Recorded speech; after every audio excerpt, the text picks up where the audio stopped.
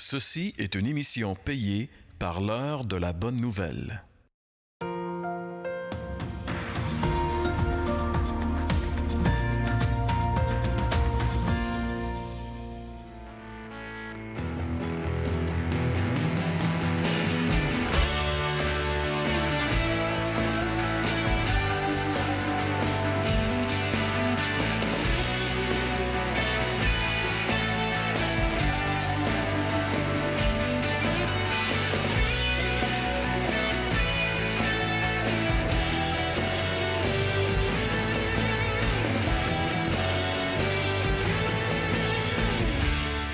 Bonjour, bienvenue à l'heure de la bonne nouvelle. Nous poursuivons notre série qui a comme thème « Je suis ». Alors aujourd'hui, on va voir justement cette courte déclaration de Jésus « Je suis », avant qu'Abraham fût « Je suis ». Bonjour Jean-François. Salut François. Alors, ce thème « Je suis », c'est comme une affirmation qui est difficile à comprendre, à saisir, mais les Juifs de l'époque ont très, très bien saisi. Hein? Ah oui, c'est ce qu'on va développer aujourd'hui au courant de l'émission.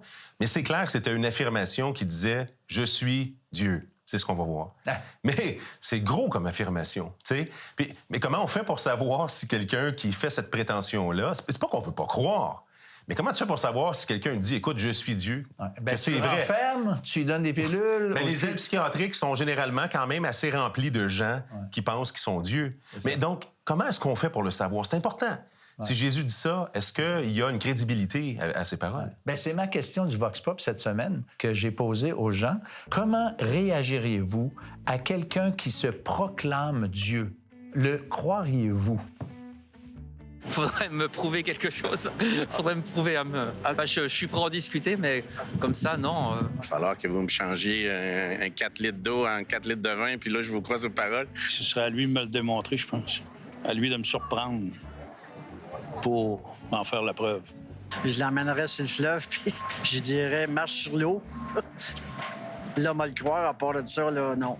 Peut-être pour améliorer les choses dans le monde, actuellement. Faire un petit acte. Pour le prouver au commun des mortels, là, existants, là, sur la Terre, là, de tout le monde qui sont ici, là, il faudrait qu'ils fassent quelque chose, là, de, tu sais, sa grosse face qui apparaît dans le ciel. Ça prend quelque chose, regarde, plus que jamais, là, en 2021, il faudrait qu'ils accomplissent un énorme miracle là, qui serait comme indiscutable. Il n'y a rien qu'elle pourrait faire qui pourrait me convaincre de ça. Moi, je crois que qui est venu sur la Terre un jour, un homme, là, mais aujourd'hui, non. Ah ben quelque part, on est tous un peu Dieu, on le représente.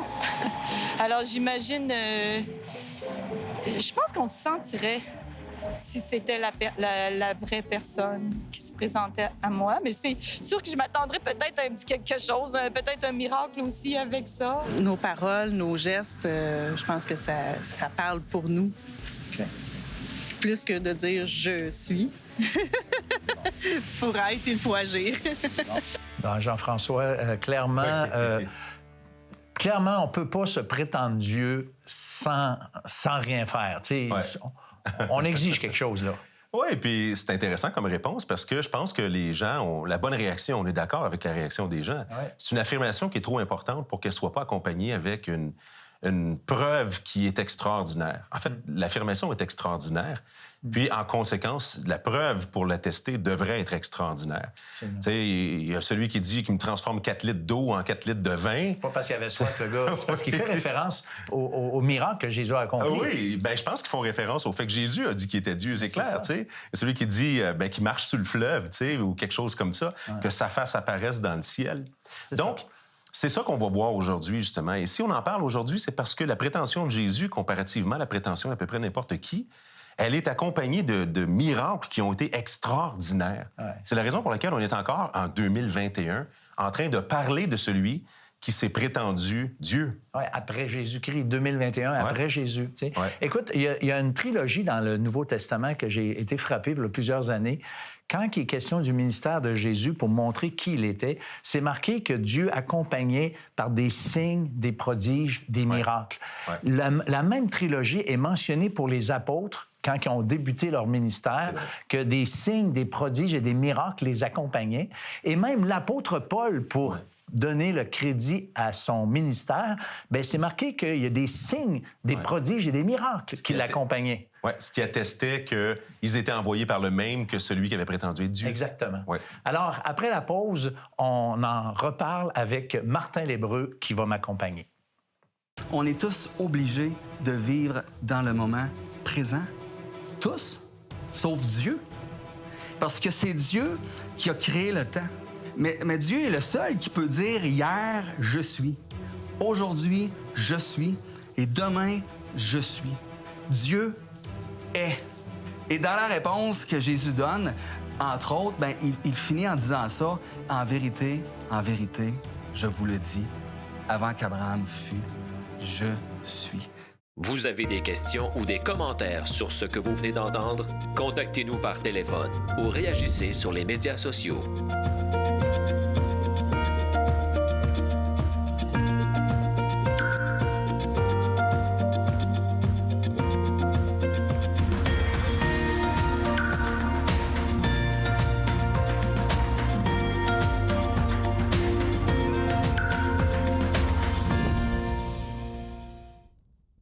Alors, bonjour Martin. Comme annoncé, c'est toi qui es avec moi maintenant pour ce bloc de l'émission.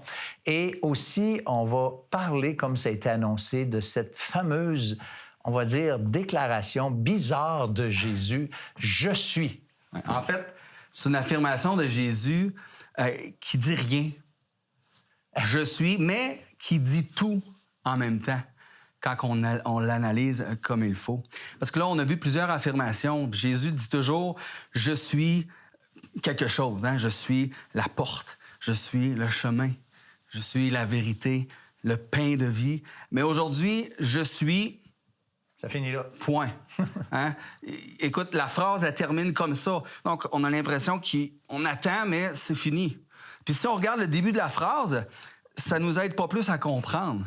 Parce que la phrase au complet qu'on retrouve dans Jean 8, 58, il dit « Avant qu'Abraham fût, je suis ». Même cette phrase-là, on dirait qu'il y a une faute dedans. On a l'impression, peut-être que Jésus a voulu dire « Avant qu'Abraham fût, j'étais ». Peut-être que Jésus s'est trompé de temps de verbe. Ou peut-être c'est une erreur de traduction. Martin? Non. Non, parce que, écoute, on peut toujours s'amuser avec les mots grecs là, d'origine, mais fondamentalement, la réaction des Juifs, quand il a dit ça, eux autres, ils n'ont pas discuté sur les mots utilisés, ils ont réagi violemment face à Jésus. Alors, il manque rien au bout de la phrase. Non. Il y a vraiment un point. Puis le temps de verbe est bon. Alors, qu'est-ce que Jésus a voulu dire avec cette affirmation-là? Il y a une chose qu'on a tous en commun, tout le monde sur la Terre, c'est qu'on est tous soumis au temps. Il existe 3 temps de verbe avec toute une trolley de dérivés. Puis moi, je suis pas un expert du tout dans le français, les temps de verbe. Mais il y a le passé, il y a le présent, il y a le futur, qu'on pourrait décrire avec les mots « hier »,« aujourd'hui » et « demain ». Hier, j'étais. Aujourd'hui, je suis. Et demain, je serai. 3 temps de verbes qui pourront jamais arriver en même temps. Parce que hier, c'est déjà passé. Puis je verrai jamais demain. Parce qu'aussitôt que demain arrive, c'est rendu aujourd'hui. Alors, je pourrai jamais vivre demain. Aussitôt qu'arrive, je vis, c'est aujourd'hui. Puis demain est encore demain. Alors, même si certaines personnes restent pris dans leur passé, parce qu'il y a des gens qui regrettent des choses du passé, et d'autres aspirent à des jours plus heureux dans le futur, on est tous obligés de vivre dans le moment présent. Tous, sauf Dieu. Parce que c'est Dieu qui a créé le temps. Dieu n'est pas soumis au temps. Il est comme en dehors du temps. Il est en dehors. C'est dur à comprendre. Mais Dieu est le seul qui peut dire « Hier, je suis ». Aujourd'hui, je suis, et demain, je suis. Dieu est. Et rien ni personne n'est semblable à Dieu. Personne qui égale Dieu. Il est présent à ma naissance en même temps qu'il est présent à ma mort. C'est incompréhensible, mais il est Dieu et il est en dehors du temps. Et la première fois qu'il a dit ces mots-là, « je suis », qui s'est attribué ce temps de verbe-là, je suis, c'est avec Moïse. On retrouve ça dans l'Ancien Testament, dans le livre d'Exode, chapitre 3, verset 14, que je vais lire. Dieu dit à Moïse, « Je suis celui qui suis. » Et il ajouta, « C'est ainsi que tu répondras aux enfants d'Israël. Celui qui s'appelle « Je suis » m'a envoyé vers vous. » Alors, c'est vraiment intéressant parce que Dieu, il se révèle à Moïse et aussi aux enfants d'Israël comme étant l'Éternel, le grand « Je suis ». C'est un nom qui déclare que Dieu existe, qu'il est autosuffisant. Il a besoin de personne. Il est éternel, il est souverain sur notre monde. Et les Juifs, les enfants d'Israël, le peuple de Dieu, ils ont appris ça. Ils ont appris que Dieu s'appelle « Je suis ». Alors, quand Jésus ils entendent ça de sa bouche, avant qu'Abraham fût « Je suis », pour eux, là, c'est pas une phrase en suspens. C'est pas une phrase qui manque un bout à la fin. C'est pas une erreur de temps de verbe. C'est une allusion claire au nom divin « Je suis » de l'Éternel, le Dieu d'Israël. C'est clair pour eux. Il est en train d'affirmer qu'il était Dieu. Carrément. Exactement, c'est bien ça. Puis j'aime regarder le contexte. Il dit ça dans quel contexte? Puis on voit ça. Comment il s'attribue ce nom divin-là? Bien, il y a cette discussion avec les chefs religieux, puis il leur dit quelque chose quand même. Il leur dit, en vérité, je vous le dis, si quelqu'un garde ma parole, il verra jamais la mort. C'est quand même audacieux. Hein? Le Seigneur Jésus, il avait des paroles audacieuses, mais il est Dieu. Alors, il pouvait dire ces paroles-là. Mais bien sûr, Jésus parle de la vie éternelle quand il dit ça. Il parle pas de la mort physique. Mais les chefs religieux, ils comprennent pas trop. Ils comprennent pas ça. Et là, ils se disent, soit qu'il est fou ou soit qu'il est possédé, ce gars-là. Il n'est pas normal de parler comme ça. Alors, il demande à Jésus, « Hey, t'es-tu plus grand que notre père Abraham? » Je veux dire, Abraham, il est mort, les prophètes aussi sont morts. Qui prétends-tu être? Autrement dit, c'est comme si tu regardes Jésus, pour qui tu te prends c'est qui, toi? de dire ces choses-là? Et dans la réponse que Jésus donne, entre autres, il finit en disant ça. Il dit dans Jean 8, 58, « En vérité, je vous le dis, avant qu'Abraham fût, je suis. » Alors, quand ils disent « Pour qui tu te prends, toi? » Jésus, c'est comme s'il leur disait « Je suis Dieu. Je me prends pour Dieu parce que je suis égal à Dieu. » Non pas Dieu le Père, mais il est Dieu le Fils. Alors, tout comme le Père, Jésus n'a pas de commencement. Jésus n'a pas de fin. Il est éternel. Là, on va dire, c'est facile à dire. Facile, un grand parleur multifaiseur, mais Jésus n'était pas un grand parleur multifaiseur. Il a fait tellement de miracles, de choses. Je veux dire, écoutez, il a démontré sa puissance sur la mort. Il a ressuscité Lazare, un de ses amis. Il a démontré sa puissance sur les éléments de la nature. Et moi, ça me fascine. Hein? Il est dans la chaloupe, une tempête. Tout le monde a peur. Puis lui, il se lève, là, tout tranquille. Puis il regarde la tempête, puis il dit « Silence, tais-toi, calme-toi. » Puis le vent l'écoute. Mais les disciples qui sont là, ils regardent ça, puis ils ont comme une frayeur. Ils disent, mais qui est ce gars-là que même le vent l'écoute? Hey, c'est vraiment intense comme miracle. Il a chassé les démons. Il a ouvert les yeux des aveugles. Il a même dit qu'il pouvait pardonner les péchés, quelque chose que seul Dieu peut faire. Et comme tu as dit tantôt, le verset qui suit ce que Jésus dit nous démontre que pour eux, là, c'est clair qu'il est en train de dire qu'il est égal à Dieu quand il s'attribue ce nom-là, « Je suis ». C'est clair parce que leur loi a dit hey, si quelqu'un blasphème le nom de l'Éternel, ce que Jésus vient de faire, s'il n'est pas Dieu, voilà. Bien, vous le lapidez. Qu'est-ce qu'eux font? Ils prennent des pierres pour lapider Jésus et Jésus s'en va. Finalement, ils n'ont pas réussi. Mais c'est une réaction courante, hein, François, de l'idée de vouloir lapider Jésus. Je veux dire, règle générale, les gens réagissent assez mal si quelqu'un arrive devant eux pour dire « Hey, je suis Dieu ». C'est un petit peu normal.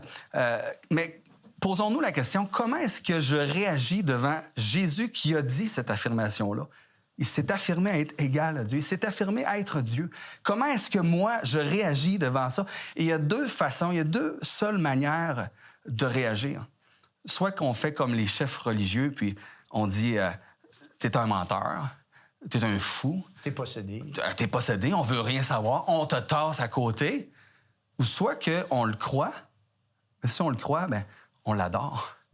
Parce que s'il est Dieu, ben, il mérite d'être adoré. Alors, il n'y a pas d'entre-deux. Il Il n'y a jamais d'entre-deux quand on arrive devant ces vérités-là spirituelles, soit qu'on accepte, soit qu'on rejette. Et j'aimerais ça terminer avec un poème que j'ai lu, ça fait plusieurs années, et ça m'a vraiment touché, ce poème-là. Et c'est en lien avec le nom de Dieu, « Je suis ».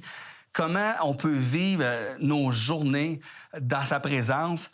Puis je vous lis ça. C'est un poème d'une madame qui s'appelle Hélène Malicote, que j'ai fait la traduction moi-même parce que c'est en anglais. Alors, elle dit ceci. « Je regrettais le passé et craignais le futur. Soudainement, mon Seigneur m'a parlé. Mon nom est « Je suis ». Quand tu vis dans le passé avec ses erreurs et ses regrets, c'est difficile. Je ne suis pas là. Mon nom n'est pas « J'étais ». Quand tu vis dans le futur avec ses problèmes et ses peurs, c'est difficile. Je ne suis pas là. Mon nom n'est pas « Je serai ». Quand tu vis dans le moment présent, ce n'est pas difficile. Je suis là. Mon nom est « Je suis ».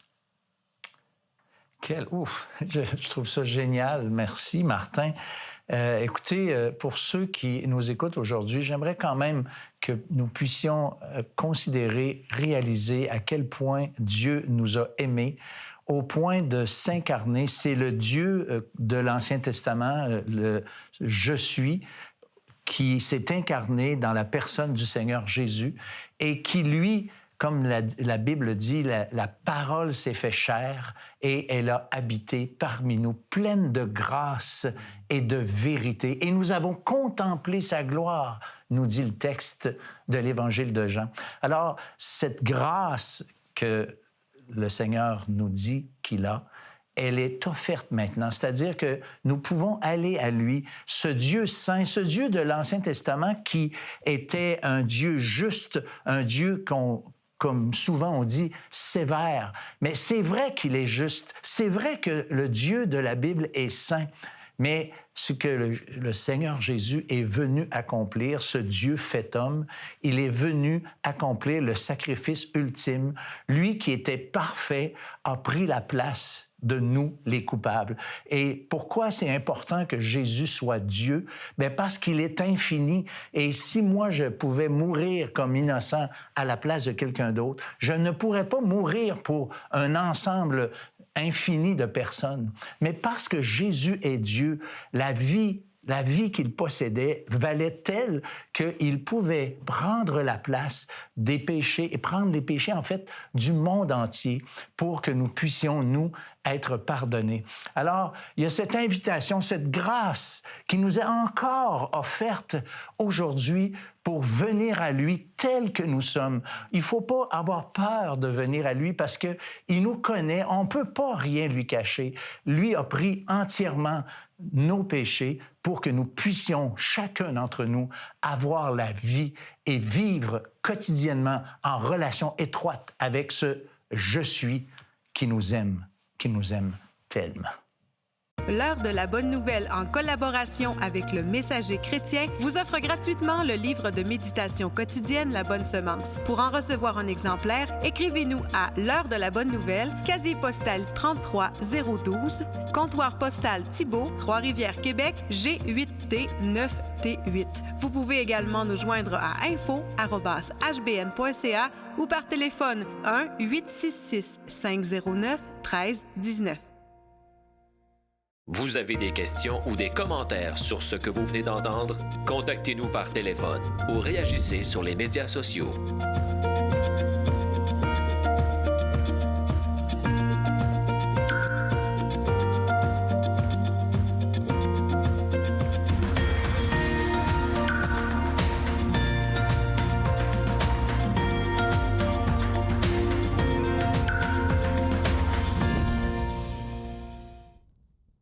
Effectivement, quand Jésus dit « je suis », c'est pas une erreur de verbe. Il est réellement en train d'affirmer qu'il est Dieu. Et puis, c'est quelque chose d'extrêmement important, en fait. On voit que ça a dérangé son auditoire parce qu'ils ont voulu s'en débarrasser. Pour eux-mêmes, c'était un scandale d'entendre ça. Mais si c'est vrai, par exemple, c'est une autre histoire. Si Jésus était mort puis qu'il était resté dans son tombeau, eh bien, on le mettrait dans la même catégorie que n'importe qui vit une psychose religieuse et qui se prend pour Dieu ou qui se prend pour un grand prophète ou quelque chose comme ça. Mais le problème, c'est que historiquement, on ne peut pas nier la résurrection de Jésus. Donc là, ces paroles prennent toute une autre tournure.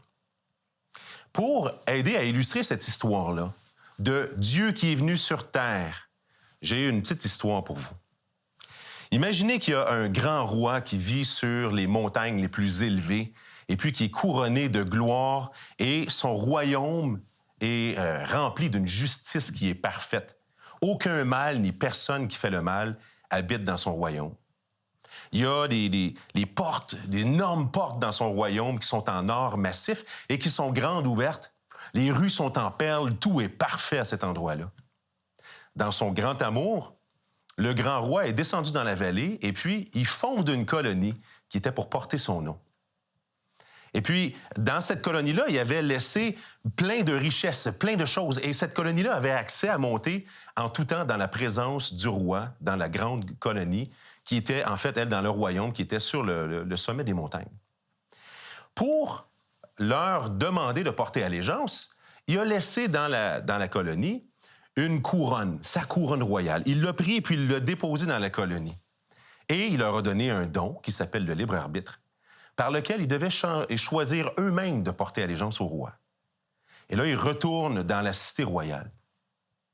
Malheureusement, ce qui s'est passé, c'est que, à cause de toutes les richesses de cette colonie-là, à cause de toute la beauté, les humains ont décidé de se porter allégeance à eux-mêmes au lieu de porter allégeance à Dieu. Ce qu'ils ont fait, c'est qu'ils ont pris la couronne du roi, ils se sont mis la couronne sur leur propre tête, et même ils se sont formés une tonne de couronnes pour se porter allégeance tous plus les uns que les autres à eux-mêmes.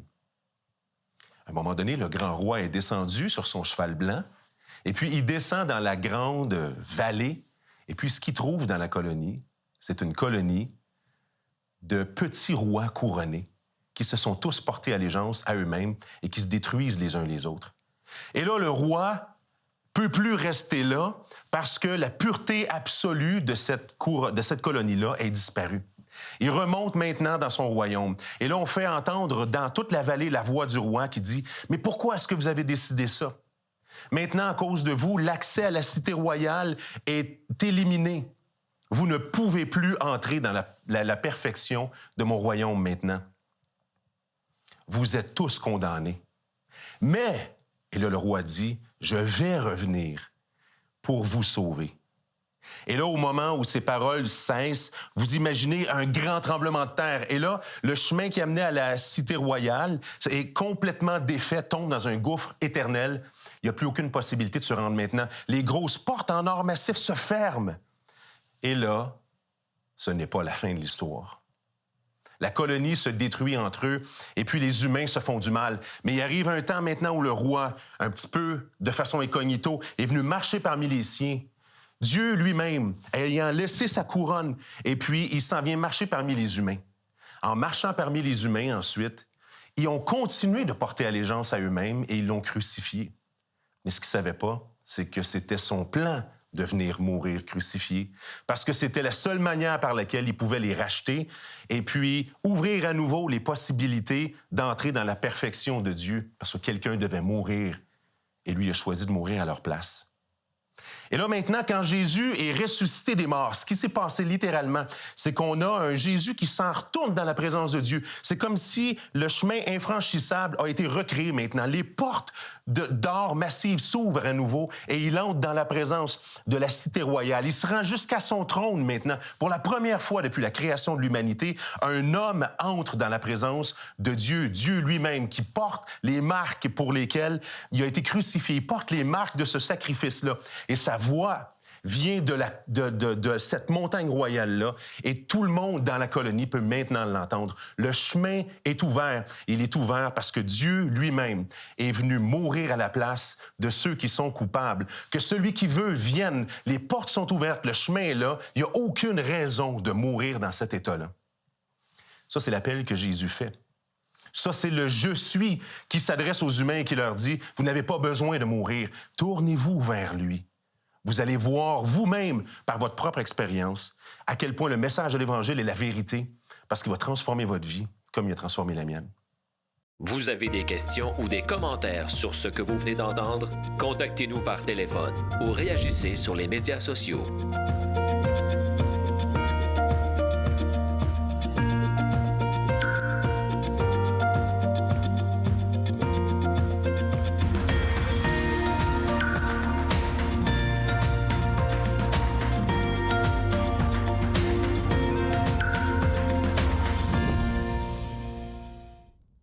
Alors, Jean-François, merci pour l'histoire que tu as racontée. C'est vraiment une belle image de ce qui s'est passé. C'est le roi qui a quitté la gloire du ciel pour venir s'identifier aux hommes et même aller jusqu'à mourir comme un simple homme. Absolument, oui. Puis, tu sais, on en parle, puis si on prend la peine de faire ces émissions-là, c'est parce que nos vies ont été transformées. Je dirais que dans les évidences que les gens demandaient au début dans le Vox Pop, les gens disaient « Oui, mais quelqu'un, il se prétend être Dieu, il faudrait qu'il puisse le backer, si on pourrait dire, avec des miracles qui sont vraiment solides. » Bien, un miracle qui se perpétue au travers du temps, c'est les vies transformées par Jésus. Tellement. Et moi, je me souviens de ce temps-là où je savais culturellement que Jésus s'était dit Dieu et qu'il était le sauveur, quelque chose comme ça. Puis, il est arrivé ce moment-là où j'ai dû me positionner personnellement par rapport à Jésus. Moi, ça m'a pris 1 an. Ça a été un processus qui a duré 1 an parce que je réalisais que c'était une perte de contrôle par rapport à moi-même. Ouais. Si je me donnais à Dieu, il fallait que je lui donne tout et puis je ne savais pas ce qu'il était pour faire avec ma vie. J'avais l'impression que je serais obligé d'aller vivre dans un monastère ou quelque chose de même. Ce qui n'est pas nécessairement le cas. C'est pas arrivé, je n'ai pas été dans un monastère, mais ma vie a été transformée. Et c'est ce qu'on veut que vous puissiez découvrir à la maison, cette vie transformée-là. Et ce roi-là qui se prétend être Dieu, si vous voulez une des preuves, demandez-lui et faites l'effort de vous donner à lui. Donc, on veut que vous puissiez progresser dans cette direction-là par nos émissions et aussi au travers de différentes ressources qu'on met à votre disponibilité. Cette semaine, on vous présente le site Internet de l'Heure de la Bonne Nouvelle. Le site Web de l'Heure de la Bonne Nouvelle vous permet de revoir les émissions de la série en cours et de visionner celles des années précédentes. Dans la section Liens utiles, nous identifions plusieurs liens Internet donnant accès à du contenu évangélique de qualité sur le Web. On y retrouve une tonne de moyens concrets pour vous aider à poursuivre et enrichir vos réflexions. Ces différentes ressources aident à mieux comprendre l'Évangile.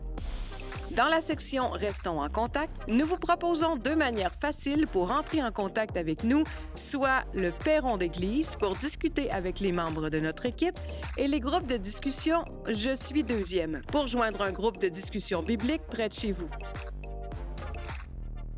Alors, merci beaucoup, Jean-François, pour ta participation encore aujourd'hui. Ça me fait plaisir. On veut remercier aussi Martin Lébreux qui était avec nous aujourd'hui.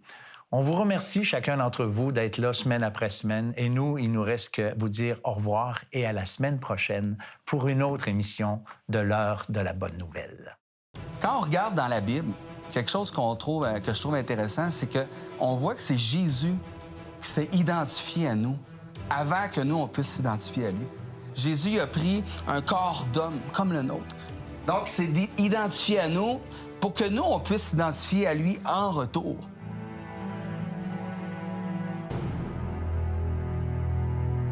Ceci était une émission payée par l'Heure de la Bonne Nouvelle.